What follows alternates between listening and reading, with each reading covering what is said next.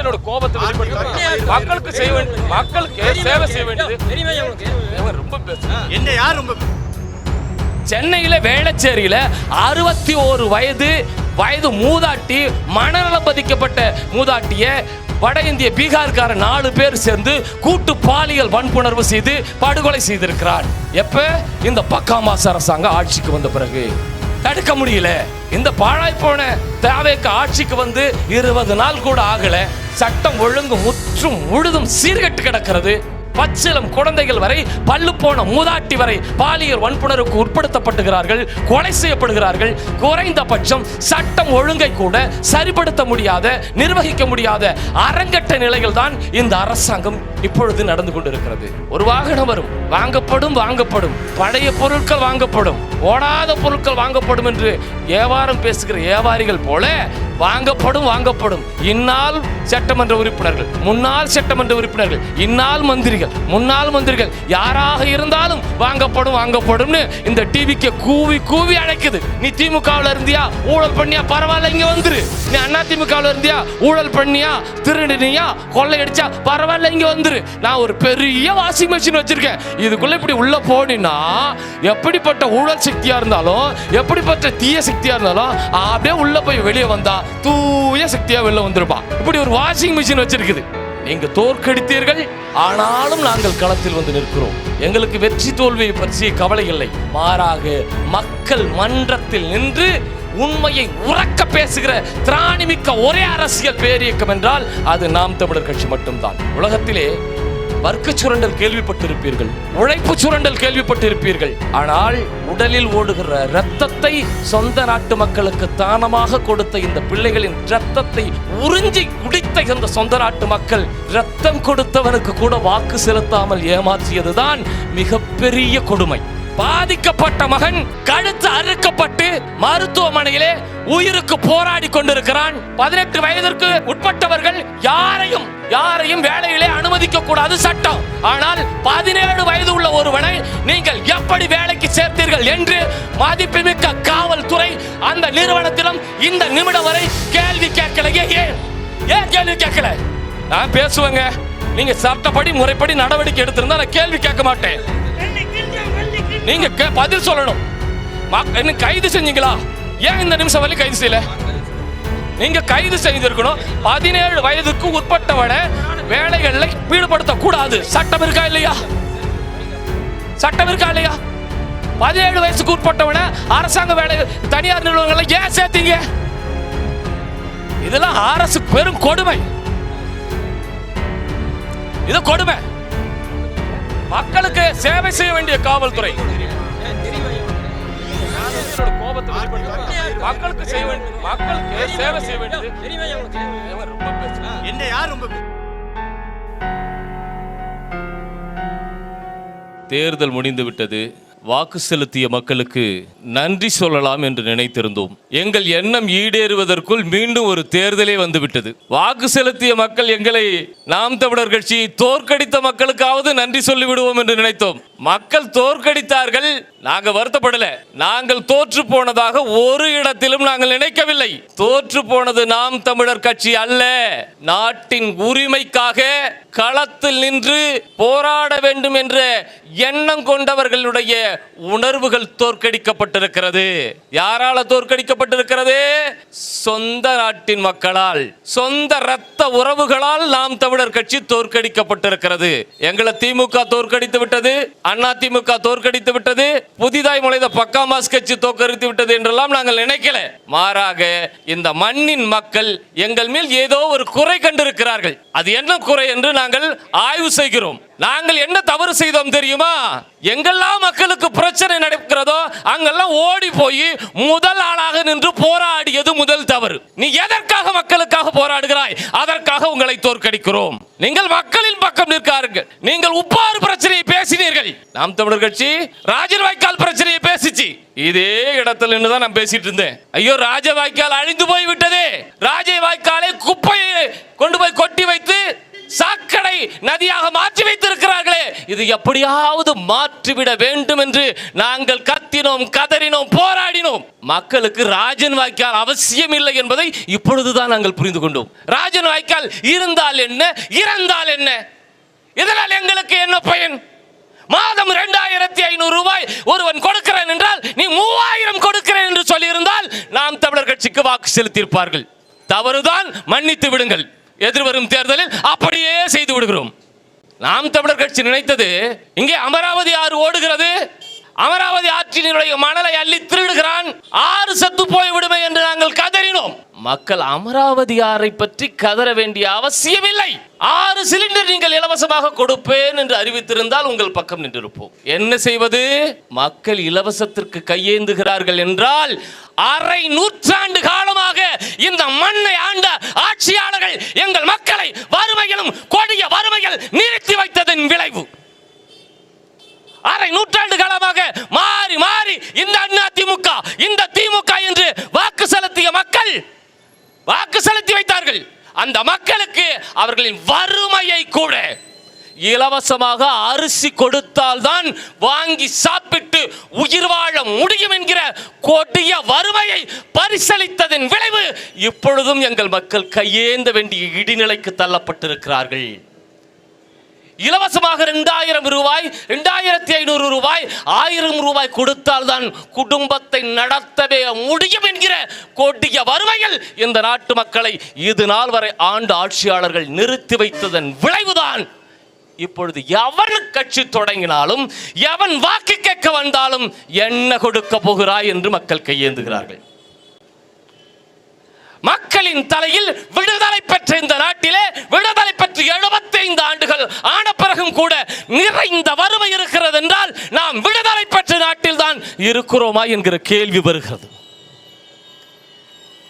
எப்படிப்பட்ட இடைநிலை? சொந்த நாட்டு மக்களுக்கு வேலை கொடுக்க எவனுக்கு வக்கில்லை. கிடைக்கிற வேலையை எடுத்துக் கொண்டு மக்கள் வாழ வேண்டும் என்றால் அந்த வேலையை பிடுங்குவதற்கு வட இந்தியாவிலிருந்து வடக்க கொத்து கொத்தா வந்து இறங்குறான். திருப்பூர் தொடர்வண்டி நிலையத்தில் ஹிந்திக்கார வருஷ கட்டி வந்து இறங்கிக்கிட்டே இருக்கான். அதை முறைப்படுத்த ஒரு அரசாங்கத்தாலும் முடியல. திமுக ஆட்சிக்கு வந்துதா முடியல, அண்ணா திமுக ஆட்சிக்கு வந்துதா முடியல. இப்ப புதுசா வந்திருக்க இந்த அரசாங்கம், இந்த சோபா மாடல் அரசாங்கத்தாலும் தடுத்து நிறுத்த முடியவில்லை என்றால் அதற்காக சொந்த நாட்டு மக்கள் வெக்கி தலை கொடிய வேண்டும்.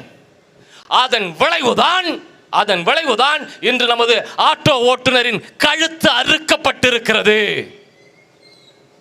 இந்த நாட்டில் இதே தாராபுரத்தில் வாக்கு செலுத்திய மக்கள் பிரதிநிதி 15 நாட்களுக்குள் தனது பதவியை ராஜினாமா செய்துவிட்டு ஓடி போய் தன்னைத்தானே விலைபேசி விற்றுக் கொண்டு விட்டார். இதற்கு முன்பு வெற்றி பெற்ற அமைச்சர் அவர்கள் கூட இங்கே ஒரு துயர சம்பவம் நிகழ்ந்திருக்கிறது. இதே மண்ணின் மகன் இரவு நேரத்தில் மக்களை பாதுகாப்பாக வீட்டிலே கொண்டு போய் இறக்கி விடுகிற ஆட்டோ ஓட்டுநரின் கழுத்து அறுக்கப்பட்டிருக்கிறது. அதற்காக முன்னாள் சட்டமன்ற உறுப்பினரும் அமைச்சரும் கயல்விழி அவர்களும் ஒரு வார்த்தை பேசல, கண்டனத்தை பதிவு செய்தல, கேள்வி கேட்கல. அட இப்பதான் மக்கள் விருப்பப்பட்டு 81,000 மக்கள் வாக்கு செலுத்தி வைத்திருக்கிறார்கள். 1 இல்ல 2 இல்ல 89,000 பேர் எதற்காக வாக்கு செலுத்தினார்கள்? இந்த மண்ணின் பிரச்சனையை அம்மா சத்யபாமா அவர்கள் சட்டமன்றத்தில் போய் பேசுவாங்க. நமக்காக மக்களின் குரலாய் அம்மா சத்யபாமா வந்து நிற்பார்கள் என்று நம்பிதான் வாக்கு செலுத்தினார்கள். வாக்கு செலுத்தினவர்கள் ஒருத்தவர் தான் இந்த ஆட்டோ ஓட்டுநர். இப்ப பாதிக்கப்பட்டு கழுத்து அறுக்கப்பட்டு கிடக்கிறார். அவங்க பேசல. பாதிக்கப்பட்ட மக்களின் பக்கம் நிற்க வேண்டிய மக்கள் பிரதிநிதி தன் கடமையை மறந்துவிட்டு பொருட்களை விலைக்கு விற்பது போல தன்னைத்தானே விலை பேசி விற்றிருக்கிறார். விலைக்கு வித்துட்டார். இந்த நாட்டில் ஒரு தேர்தல் நடக்கிறதுனா போன சட்டமன்ற தேர்தலுக்கு 1302 கோடி ரூபாயை தேர்தல் ஆணையம் செலவு செய்திருக்குது. 1 கோடி 2 கோடி இல்ல, 1300 கோடிக்கு மேல் செலவு செய்து நடத்தப்பட்ட இந்த தேர்தல், இந்த 1302 கோடி பணம் எங்கிருந்து வந்ததுன்னா, இங்கே வேலை செய்து கொண்டிருக்கக்கூடிய, உழைத்துக் கொண்டிருக்கக்கூடிய, கடை நடத்தி கொண்டிருக்கக்கூடிய, வாகனங்களை பயணித்துக் கொண்டிருக்கக்கூடிய, என் பேச்சை ஆங்காங்கே நின்று கேட்டுக்கொண்டிருக்கிற ஒவ்வொருத்தன் உழைப்பில் இருந்தும், ஒவ்வொருத்தனும் கற்ற வரிப்பணத்தில் இருந்தும் தான் இந்த தேர்தல் நடத்தப்பட்டது. இந்த 1300 கோடி ரூபாய் மக்களின் பணம் செலவழிக்கப்பட்டிருக்கிறது. தாராபுரத்தில் மீண்டும் ஒரு தேர்தல் நடக்குதுன்னா கிட்டத்தட்ட 15 கோடி ரூபாய், 20 கோடி ரூபாய் மக்களின் வரிப்பணம் செலவு செய்யப்படும். இந்த பணத்தை எங்கிருந்து எடுக்க போகிறீர்கள்? நீங்க ராஜினாமா பண்ணுங்க, ராஜினாமா பண்ணாம போங்க. அம்மா சத்யபாமா என்ன பண்ணிருக்கணும்னா, ராஜினாமா செய்வதற்கு முன்பு இந்த தேர்தல் நடத்தி முடிப்பதற்கு செலவழிக்கப்பட்ட 15 20 கோடியை தேர்தல் ஆணையம் செலவு செய்திருக்கிறது. அந்த தொகையை முழுவதுமாக கொடுத்து விட்டு ராஜினாமா செய்யணும். நம்பி வாக்கு செலுத்திய மக்களை ஏமாற்றி விட்டு அற்ப பணத்திற்காக அமைச்சர் பதவி கிடைக்கும் என்கிற நம்பிக்கையில தனக்கு வாக்களித்த மக்களுக்கு நம்பிக்கை துரோகத்தை செய்திருக்கிறார் அம்மையார் சத்யபாமா அவர்கள். நம்பிக்கை துரோகம். மீண்டும் வருவாங்க, கையில விசில் எடுத்துட்டு வருவாங்க, இந்த விசிலுக்கு ஊதுங்க ஊதுங்க வருவாங்க. ஏம்மா போன தடவை சட்டமன்ற தேர்தலில் நின்னீங்க, ரெட்டையில நின்னீங்க, அப்ப உங்களுக்கு வாக்கு செலுத்தணும், வாக்கு செலுத்திய எங்களுக்கு காதுல வந்து நல்லா ஊதிட்டு போயிட்டீங்க, மீண்டும் ஒரு முறை உங்களுக்கு வாக்கு செலுத்தினால் சங்கு ஊதி விடுவீர்கள் என்று சொல்லி அவர்களை இந்த நிலத்திலிருந்து அகற்றி அப்புறப்படுத்த வேண்டியது இந்த தாராபுரம் தொகுதி மக்களின் கடமை. தெருவுக்கு வரும்போது கையில் என்னெல்லாம் கிடக்குதோ கிடைச்சதை எடுத்துட்டு விரட்டுங்க.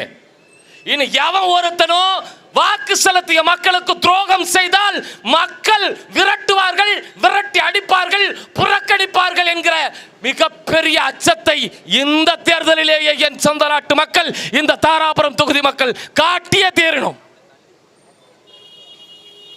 இந்த தொகுதியில வாக்களித்து சென்று சட்டமன்றத்திற்கு போனீங்க, இந்த மண்ணின் மகன் கழுத்து அறுக்கப்பட்டு உயிருக்கு போராடிக்கிட்டு இருக்கா. இதை பற்றி பேச தெம்பு திராணி எவனுக்கு அல்ல. ஹிந்தி தமிழ்நாட்டில் புகுந்து விடுவோம், என் மொழி அழிந்து விடுவோம் என்கிற அச்சத்தில் அன்று தமிழ்நாட்டு மக்கள் திராவிட முன்னேற்ற கழகத்திற்கு வாக்கு செலுத்தினார்கள். இன்னைக்கு ஹிந்தி வந்ததோ இல்லையோ, ஹிந்திக்காரன் உள்ள வந்துட்டான். உன் வேலையை பறிச்சான், உன் பொருளாதாரத்தை பறிச்சான். இன்னைக்கு தமிழ்நாட்டு மக்களினுடைய உரிமையை பறித்து உயிரை பறிக்கிற நிலைக்கு இப்பொழுது வட இந்தியன் ஹிந்திக்காரன் மாறி இருக்கிறான் என்றால் நாம் எப்படிப்பட்ட கொடிய சூழ்நிலைக்கு தள்ளப்பட்டிருக்கிறோம் புரிந்து கொள்ளுங்கள். நாம கேட்கறது ஹிந்திக்காரனை சுத்தமா வெளில உள்ள வர வேணாம், உள்ள தடுத்து நிறுத்தி இதெல்லாம் சொல்ல, வடக்கடை வராதுன்னு சொல்லல, குறைந்தபட்சம் முறைப்படுத்துங்கள். இன்னர் லைன் பர்மிட் என்கிற முறையை கொண்டு வந்து வடக்கிருந்து வட இந்தியாவிலிருந்து ஹிந்திக்காரன் யாரெல்லாம் வர்றான், அவன் ஆந்திராவிலிருந்து வர்றானா, ஒரிசாவிலிருந்து வர்றானா, பீகார்லேருந்து வர்றானா, உத்தரப்பிரதேசத்தில் வர்றானா, கணக்கெடு, முறைப்படுத்து. மிசோராம்ல இருக்கு, அருணாச்சல பிரதேசத்தில் இருக்குது, மணிப்பூர்ல இருக்குது, பல மாநிலங்களில் இந்த இன்னர் லைன் பர்மிட் என்கிற நடைமுறை இருக்குது. அதை தமிழ்நாடு அரசாங்கமும் கையில் எடுத்து அதே நடைமுறையை கொண்டு வந்து திருப்பூர் தொடர்வண்டி நிலையத்தில் இறங்கும் பொழுது நீ எங்கிருந்து வர்ற, உன் பேர் என்ன, ஊர் என்ன, உன் அப்பன் பேர் என்ன, ஆத்தா பேர் என்ன, இவன் மீது குற்ற வழக்குகள் ஏதாவது இருக்கா, எல்லாவற்றையும் விசாரித்து எந்த நிறுவனத்தில் வேலை செய்ய போகிறாய் என்று அனைத்தையும் கேட்டு கணக்கெடுத்து அதன் பிறகு தமிழ்நாட்டுக்குள் அனுமதியுங்கள் என்றுதான் சொல்றோம். யார் பிற மாநிலத்தவர் உள்ள வரக்கூடாது என்று நாம் தமிழர் கட்சி ஒரு இடத்தில் கூட சொல்லல. எல்லாரும் வாங்க, வந்தவரையெல்லாம் வாழ வைப்போம் என்று தான் தமிழ்நாடும் சொல்கிறது, நாம் தமிழர் கட்சியும் சொல்கிறது. ஆனால் இந்த நிலத்தில் சொந்தவரை மட்டுமே ஆள வைப்போம். இதுதான் எங்களுடைய நிலைப்பாடு. எல்லாம் வாங்க, நல்லா வாழ்ந்துட்டு போங்க, ஆனால் சொந்தவன் கையில் இருக்கிற ஆட்சியை பறித்து அயலவன் கையில் கொடுத்து விடாதீர்கள். இப்ப இன்னர் லைன் பர்மிட் இல்லாம உள்ள வந்த அத்தனை வட இந்தியனும் இங்கே வீடு எடுத்து தங்கிட்டான், பிள்ளை பெற்றுக்கிட்டான், கடைசியாக வாக்குரிமையும் பெற்றுவிட்டான். குண்டடத்துல இந்திக்காரன் 600 பேர் 700 பேருக்கு மேல கூடிவிட்டால் அவனுக்கு வாக்குரிமை கொடுத்து விட்டால் குண்டட மக்களினுடைய மக்கள் பிரதிநிதியாக ஒரு ஹிந்திக்கார ஒரு வட இந்திய வந்துருவா. அப்ப உன்னுடைய குறைந்தபட்ச மக்கள் பிரதிநிதித்துவ உரிமையே பறிக்கப்படும் என்றால் நீ இந்த மண்ணில் இருந்து என்னத்தான் நடக்க போகிறது? மக்களுடைய பிரதிநிதித்துவ உரிமையை, அந்த மாநில மக்களின் பிரதிநிதித்துவ உரிமையை பறிக்கிறான். இதைத்தான் நாங்கள் தடுக்க வேண்டும் என்கிறோம். தமிழ்நாடு இந்தியாவிலே பல மாநிலங்களில் அந்தந்த மொழிவழி தேசிய இனத்தின் மக்களுக்கு, அந்தந்த மாநில மக்களுக்கு அரசு மற்றும் தனியார் துறைகளிலே வேலை வாய்ப்புல முன்னுரிமை கொடுக்கணுங்கிற சட்டம் இருக்குது. குஜராத்தில் 85 விழுக்காடு அந்த மாநிலத்தவருக்கு வேலை, அரசு மற்றும் தனியார் துறைகளில் வேலை. உத்தரப்பிரதேசத்தில் 75 50 75 விழுக்காடு 80 விழுக்காடு அந்த மாநிலத்தவருக்கு வேலை வாய்ப்பில் முன்னுரிமை. ஆந்திராவில் 1985 ஆண்டிலிருந்து இன்னைக்கு வரைக்கும் அதே நடைமுறை இருக்குது. கிட்டத்தட்ட 80 விழுக்காடு பேர் அந்த மாநிலத்தவருக்கு வேலை. ஆந்திர பிரதேசம் 2ஆக பிரிக்கப்பட்டு தெலுங்கானா என்கிற மாநிலம் உருவாகிற பொழுது எஸ்பி தாக்கூர் என்கிற தலைமைச் செயலாளரை விட்டு ஒரு அறிக்கை வெளியிடுறான். அந்த அறிக்கையில், சுற்றறிக்கையில், தெலுங்கானா மாநிலத்தை சார்ந்தவர் யாரும் ஆந்திராவுக்குள் வேலையில் பணியாற்றக்கூடாது என்பதற்காக ஒரு கண்காணிப்பு குழு அமைக்கப்படும் என்று ஆந்திர அரசாங்கம் அறிவித்து அதை நடைமுறைப்படுத்தி வருகிறது. அரசு மற்றும் தனியார் துறைகளில் வேற்று மாநிலத்தவர் யாராவது வேலை செய்கிறார்களா என்ற கணக்கெடுப்பையும் ஆந்திர அரசாங்கம் நடத்தி கொண்டிருக்கிறது. அதை போலவே கர்நாடகத்தில் இப்பொழுது ஏ பிரிவு, பி பிரிவு, சி பிரிவு, டி பிரிவு என்ற அரசு பணிகளில் ஏ பிரிவில் கிட்டத்தட்ட 50 விழுக்காடு பேர் அதே மாநிலத்தவராக இருக்க வேண்டும். சி பிரிவு, டி பிரிவில் கிட்டத்தட்ட 85 விழுக்காடு பேர் அதே மாநிலத்தவராக இருக்க வேண்டும். சட்டம் இருக்குது. கோவாவில் அந்தந்த மாநிலத்தின் மக்கள் தான் பதவியில் இருக்க வேண்டும், வேலையில் இருக்க வேண்டும் என்பதை நிர்வகிக்க தனி குழு அமைத்து ஆய்வு நடத்துகிறான். சொந்த மாநிலத்தவருக்கு வேலை கொடுக்கிற நிறுவனங்களுக்கு சிறப்பு சலுகைகளை அரசாங்கம் அறிவிக்குது. இப்படி ஒவ்வொரு மாநிலமும் தங்கள் மாநிலத்தின் மக்களுக்கு வேலை வாய்ப்பு கொடுக்க வேண்டும் என்று முயன்று கொண்டிருக்கிறது. ஆனால் நாம் வாக்கு செலுத்தி ஆட்சியில் அதிகாரத்தில் அமர்த்திய எந்த அரசியல் கட்சியும் தனக்கு வாக்கு செலுத்திய மக்களுக்கு வேலை வாய்ப்பை கொடுப்போம் என்று சொல்லல. அவர்களின் வேலை வாய்ப்பை, பொருளாதாரத்தை முறைப்படுத்தல, ஒழுங்குபடுத்தல. யார் வேணாலும் வாங்க, எல்லாருக்கும் வேலை கொடுக்கிறோம் என்று சொன்னதன் விளைவுதான் திரும்பிய பக்கம் எல்லாம் ஹிந்திக்காரன் கூட்டம் கூட்டமாக வந்து இறங்கி உங்கள் வேலையை பறித்தான், உங்கள் பொருளாதாரத்தை பறித்தான். இப்பொழுது நமது கலாச்சாரம், பண்பாடு எல்லாவற்றையும் சிதைத்து நமது வாழ்வாதாரத்தையே சிதைத்து கொண்டிருப்பதற்கு அடுத்த கட்டமாக உயிரை பறிக்கிற நிலைக்கு சென்றிருக்கிறான். சட்ட ஒழுங்கு பற்றி கவலைப்படலை, நாட்டின் நிதிநிலை பற்றி கவலைப்படலை, இங்கே நடக்கக்கூடிய பாலியல் தொல்லைகளை பற்றி இவர்கள் கவலைப்படலை. மாறாக ரீல்ஸ் போடுவதிலேயே முதன்மையான கவனத்தை செலுத்தி கொண்டிருக்கிறார்கள். அமைச்சர் எங்க போனாலும் பின்னாடி ஒரு கேமராமேனை கூட்டிகிட்டே போறான். ஹோட்டலுக்கு சாப்பிட போனா ஒரு ரீல்ஸ், குனிஞ்சா ஒரு ரீல்ஸ், நிமிந்தா ஒரு ரீல்ஸ் என்று ரீல்ஸ் பைத்தியங்கள் இந்த நாட்டில் ஆட்சியில், அதிகாரத்தில், அமைச்சரவையில் இருப்பதுதான் வெட்கக்கேடான ஒன்றாக மாறி இருக்கிறது. நீங்கள் மீண்டும் இதே தாராபுரத்துக்கு தேர்தல் வரும், அம்மையார் சத்யபாமா வருவாங்க, அவர் கூட நிறைய ரீல்ஸ் பைத்தியங்கள்லாம் வரும். நீங்கள் மீண்டும் மீண்டும் பார்த்து வாக்கு செலுத்துவீங்க. வாக்கு செலுத்தின உங்களுக்கு கடைசியில் கிடைப்பது ஏமாற்றமாகத்தான் இருக்கும். தனது வாக்கு செலுத்திய மக்களுக்கு உண்மையாக இல்லாத இவர்கள் 5 ஆண்டு காலம் ஆட்சியில் இருக்கிறார்கள் என்றால் இந்த ஆட்சி எப்படி அரங்கட்ட ஆட்சியாக இருக்கும் என்பதை இந்த சொந்த நாட்டு மக்கள் புரிந்து கொள்ள வேண்டும். நீங்கள் தோற்கடித்தீர்கள், ஆனாலும் நாங்கள் களத்தில் வந்து நிற்கிறோம். எங்களுக்கு வெற்றி தோல்வியை பற்றிய கவலை இல்லை. மாறாக மக்கள் மன்றத்தில் நின்று உண்மையை உறக்க பேசுகிற திராணிமிக்க ஒரே அரசியல் பேரியக்கம் என்றால் அது நாம் தமிழர் கட்சி மட்டும்தான். நாங்கள் வெற்றி தோல்விக்கு அப்பாற்பட்ட ஒரு அறப்புரட்சியை இந்த மண்ணில் நிறுவிக் கொண்டிருக்கிறோம். எங்களுக்கு இது புதுசல்ல. இப்பொழுதாவது கொஞ்சம் பேர் என் பின்னால் நிற்கிறார்கள். 2016 தேர்தல் பரப்புரையில் ஒத்தையால கத்துனேன். ஐயோ மக்கள் வாக்கு செலுத்தாமல் எங்களை ஏமாற்றி விட்டார்களே, அதற்காக நாங்கள் இதோடு முடங்கி வீட்டிலே ஒதுங்கி உட்கார்ந்து விடலாம் என்று நாங்கள் எண்ணவில்லை. நீங்கள் வாக்கு செலுத்தாமல் போனாலும் கூட உங்களுக்காக போராடுவோம். ஏனென்றால் இந்த மண்ணின் மீது பேரன்பு கொண்ட பிள்ளைகள் நாங்கள், மக்களுக்காக உழைக்கிற பிள்ளைகள் நாங்கள். மே 18 முள்ளிவாய்க்கால் படுகொலை தினத்தை நாங்கள் அனுசரிக்கிற பொழுது 400 யூனிட் இரத்தத்தை நாங்கள் என் மக்கள் தானமாக கொடுத்தார்கள். உலகத்திலே வர்க்க சுரண்டல் கேள்விப்பட்டிருப்பீர்கள், உழைப்பு சுரண்டல் கேள்விப்பட்டிருப்பீர்கள். இதெல்லாம் இயல்பு, இது நடக்கும். ஆனால் உடலில் ஓடுகிற இரத்தத்தை சொந்த நாட்டு மக்களுக்கு தானமாக கொடுத்த இந்த பிள்ளைகளின் இரத்தத்தை உறிஞ்சி குடித்த இந்த சொந்த நாட்டு மக்கள் இரத்தம் கொடுத்தவனுக்கு கூட வாக்கு செலுத்தாமல் ஏமாற்றியதுதான் மிகப்பெரிய கொடுமை. நாம் தமிழர் கட்சிக்காரனின் இரத்தம் கிட்டத்தட்ட 1 கோடி பேர் உடலிலே ஓடுகிறது. மருத்துவமனையிலே பாதிக்கப்பட்டு கிடந்த மக்களுக்கு ஓடி ஓடி போய் ரத்தம் கொடுத்தோம். நள்ளிரவு 12 மணிக்கு அழைப்பு வரும்.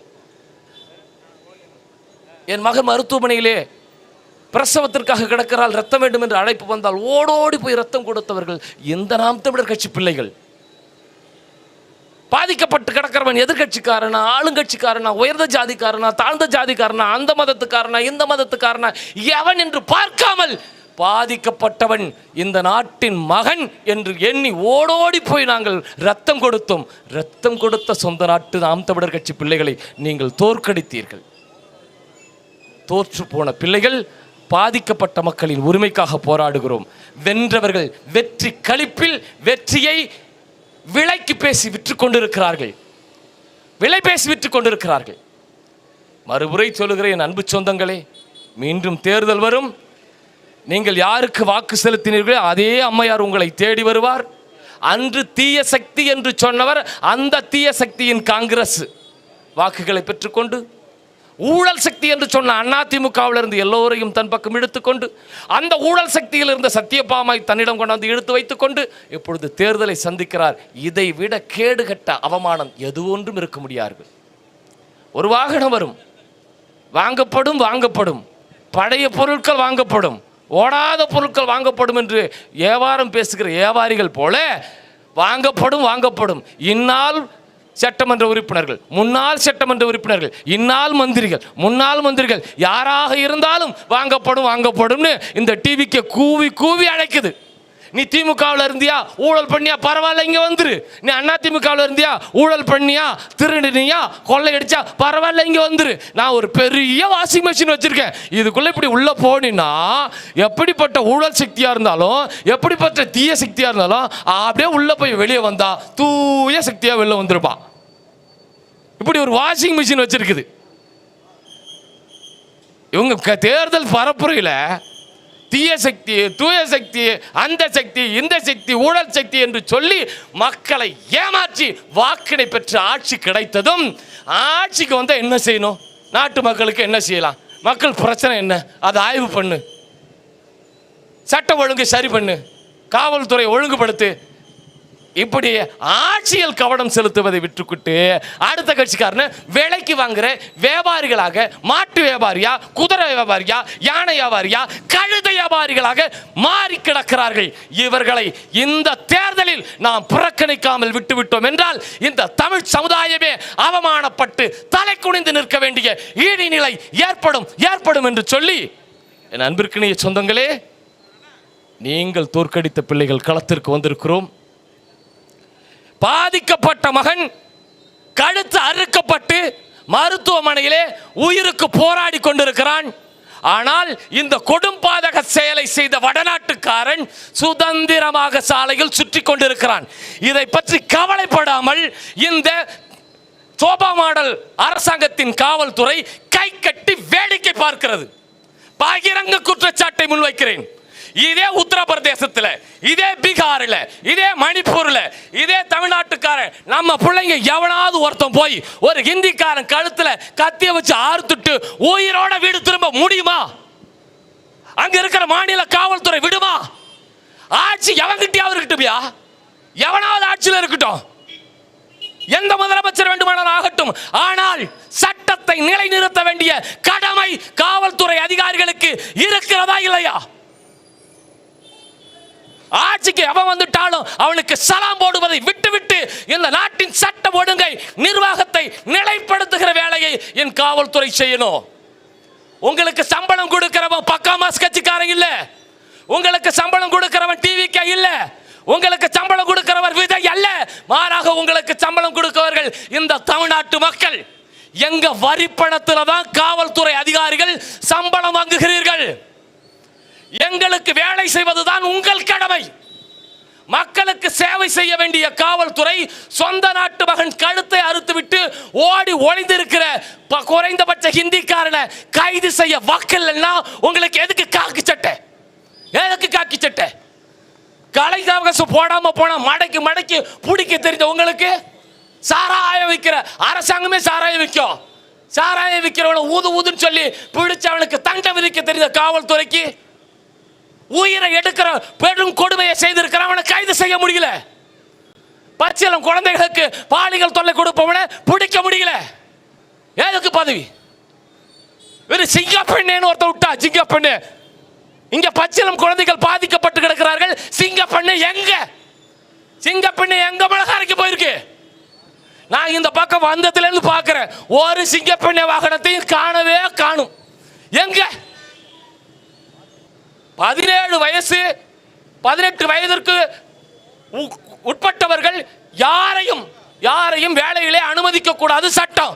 ஆனால் 17 வயது உள்ள ஒருவனை நீங்கள் எப்படி வேலைக்கு சேர்த்தீர்கள் என்று மதிப்புமிக்க காவல்துறை அந்த நிறுவனத்திலும் இந்த நிமிடம் வரை கேள்வி கேட்கலையே. ஏன் கேள்வி கேட்கல? நான் பேசுவேங்க, நீங்க சட்டப்படி முறைப்படி நடவடிக்கை எடுத்திருந்தா நான் கேள்வி கேட்க மாட்டேன். நீங்க பதில் சொல்லணும். என்ன கைது செஞ்சீங்களா? ஏன் இந்த நிமிஷம் வரை கைது செய்யல? நீங்க கைது செய்திருக்கணும். 17 வயதுக்கு உட்பட்டவனை வேலைகள்ல ஈடுபடுத்த கூடாது. சட்டம் இருக்கா இல்லையா? சட்டம் இருக்கா இல்லையா? 17 வயசுக்கு உட்பட்டவனை அரசாங்க வேலை தனியார் நிறுவனங்கள்ல ஏன் சேர்த்தீங்க? இதெல்லாம் அரசு பெரும் கொடுமை. இது கொடுமை. மக்களுக்கு சேவை செய்ய வேண்டிய காவல்துறை. இல்லைங்க, நான் என்னோட கோபத்தை வெளிப்படுத்துறேன். மக்களுக்கு சேவை செய்ய வேண்டியது. ரொம்ப பேசுறேன். என்ன யார் ரொம்ப பேசுறது? நீங்க நாங்க என்ன எங்களுக்கு பேசுரிமையின் அடிப்படையில் பேசுறோம்ங்க.